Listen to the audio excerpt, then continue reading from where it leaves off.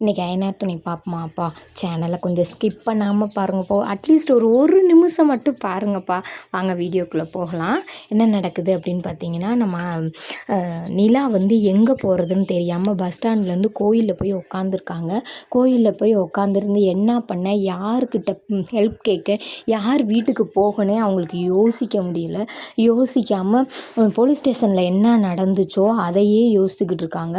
அவங்களுக்கு வந்து நம்ம சோழன் வந்து துரோகம் பண்ணது மட்டும்தான் ஞாபகத்துக்கு வருது. அப்புறமா என்ன செய்கிறாங்கன்னு பார்த்தீங்கன்னா, அவங்களோட கூட ஆஃபீஸில் ஒர்க் பண்ணாங்களே அந்த பொண்ணுக்கு ஃபோன் பண்ணி, ஒரு நிமிஷம் வாரியா, உன்னோட ரூமில் எனக்கு ஒரே ஒரு நாள் மட்டும் இடம் கொடுக்குறியா அப்படின்னு சொல்லி கேட்குறாங்க. அப்பயும் அழுதுகிட்டே தான் பேசுகிறாங்க. அழுதுகிட்டே பேசுகிற, ஏன் நீல அழுகிறேன்னு சொல்லி அந்த பொண்ணு கேட்குது. கேட்கையில் சரி நீ எங்கே இருக்கன்னு மட்டும் ஸ்பாட்டை மட்டும் சொல்லுன்னு சொல்கிறாங்க. நான் கோயிலில் இருக்கேன்றாங்க. சரின்னு சொல்லிட்டு கோயிலுக்கு நான் வாரேன், நீ ஃபோனை வெய்யி அப்படின்னு சொல்லி சொல்கிறாங்க. அப்பயும் பார்த்தீங்கன்னா தேம்பி அழுதுகிட்டே இருக்காங்களே ஒழிய அவங்களால பேசக்கூட முடியலை. அப்போ சரி நீ இரு நிலா, நான் வந்துடுறேங்களா அப்படின்னு சொல்லி சொல்கிறாங்க அவங்க ஃப்ரெண்டு. அப்போ இருந்தாலும் மனசு கஷ்டமாக இருக்குது. அந்த ஃபோனை வச்சுட்டு திரும்பியுமே பேக்கை வச்சுட்டு கோயில் வாசலில் உட்காந்து அழுதுகிட்டே இருக்காங்க. எந்த சூழ்நிலை யாருக்கு ஃபோன் பண்ணுறோன்றதே தெரியாது. நம்ம வானதி மேடம் என்ன பண்ணுறாங்கன்னு பார்த்தீங்கன்னா, வானதி மேடத்துக்கு இப்போத்தான் ஞான உதயம் பிறந்திருக்கு. எல்லாமே பிளாக் பண்ணிடுவாங்களாம்.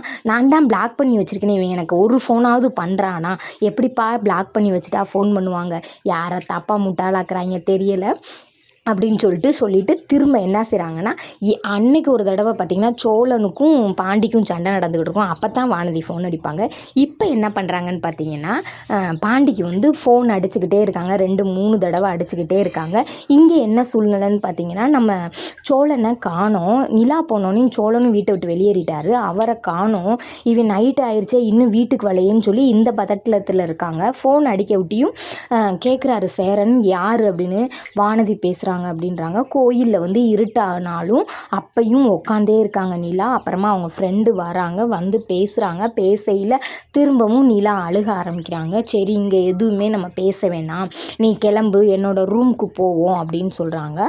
சொன்னோன்னே அப்படியே வானதியே ரூம்குள்ளே இருந்தவளை கூப்பிட்றாங்க. கூப்பிட்டோன்னே அவங்க அம்மா கேட்குறாங்க, மாப்பிள்ளை பிடிச்சிருக்கா, இந்த கல்யாணம் ஓகேவா அப்படின்னு சொல்லி கேட்குறாங்க. நான் தான் சின்ன பிள்ளை கல்யாணம் வேணும்னு கேட்டேன்னா உங்களுக்கு எங்கே புத்தி போச்சு, அடுத்த மாதமே கல்யாணம் முடிச்சு வைக்கிறீங்க, உங்களுக்கு இது தப்பாக தெரியலை அப்படின்னு வானதி சொன்னோன்னே அவங்க அம்மா விளக்கமாத்த எடுத்துக்கிட்டு போடுன்னு போட்டாங்க. போட்டோன்னே அம்மா அடிக்காதம்மா, நான் அப்படி சொல்லலைம்மா, அவன் யார் எவருன்னே தெரியலை, அவனை விசாரிச்சிங்களா வச்சிங்களான்னு தான்மா கேட்டேன் அப்படின்னு சொல்கிறாங்க. அப்போ அவங்க அண்ணன் சொல்கிறாங்க, எம்மா இவளை பார்த்தா நம்புகிற மாதிரி தெரியலைம்மா, நீ பார்த்து இது பண்ணுமா அப்படின்னு சொல்கிறாங்க. இல்லைம்மா நான் கல்யாணம் முடிச்சுக்கிறேன், இல்லை அவன் யார் எவருன்னு தெரியலையே, நீங்கள் விசாரிச்சிங்களா அப்படின்றதுக்காண்டி நான் கேட்டேன். இதுதான் சமயம், கலட்டி விட்டுறலான்னு நினச்சிட்டியாம் போல். இவன் நம்ம மறந்து நம்மளால் இருக்கவே முடியலையே, நம்ம என்ன பண்ண போகிறோம், கல்யாணம் வேறு முடிச்சு வச்சுட்டாங்கன்னா ரொம்ப கஷ்டமாக இருக்கே அப்படின்னு நினச்சிக்கிட்டு இருக்காங்க வானதி. இங்கே நிலா வந்து தான் ஃப்ரெண்டுகிட்ட என்ன நடந்துச்சோ அதை ஃபுல்லாக சொல்கிறாங்க. எனக்கு கல்யாணம் நடந்ததெல்லாம் உண்மை தான், ஆனால் அந்த இடத்துல வந்து நான் ஒரு எதுவுமே தெரியாத தலையாட்டி பொம்மை மாதிரி இருந்திருக்கே, என்னை யூஸ் பண்ணியிருக்காரு சோழன், அது எனக்கு தெரியலை, எனக்கு வந்து கல்யாணம் ஆகாமலே தப்பிச்சிருக்கலாம், நான் சென்னையில் இங்கே வந்து நல்ல ஜாப் தேடி நல்லா இருந்திருக்கலாம், நான் போய் திரும்ப எங்கள் அப்பா கூடயே சேர்ந்துருக்கலாம் அப்படின்னு சொல்லிக்கிட்டு இருக்கையிலே பார்த்தீங்கன்னா பல்லவன் ஃபோன் பண்ணுறாரு. பல்லவன் ஃபோன் பண்ணோடனே நிலா எடுக்கிறாங்க.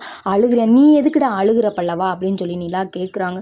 இல்லை சோழன் என்னை காணோம். அப்புறம் பார்த்தீங்கன்னா கொஞ்சம் நேரம் கழிச்சு ஒரு ஃபோன் வந்துச்சு, பார்த்தீங்கன்னா சோழனுக்கு ஆக்சிடெண்ட் ஆயிடுச்சுன்னு சொல்லிட்டாங்க, யாருமே என்னை பார்க்க விட மாட்டாங்க, நீ எனக்கு ரொம்ப பயமாக இருக்க நீ அப்படின்னு இந்த வரேன்டான்னு சொல்லிட்டு வைக்கிறாங்க. அதோட நாடகம் முடிஞ்சிருச்சு.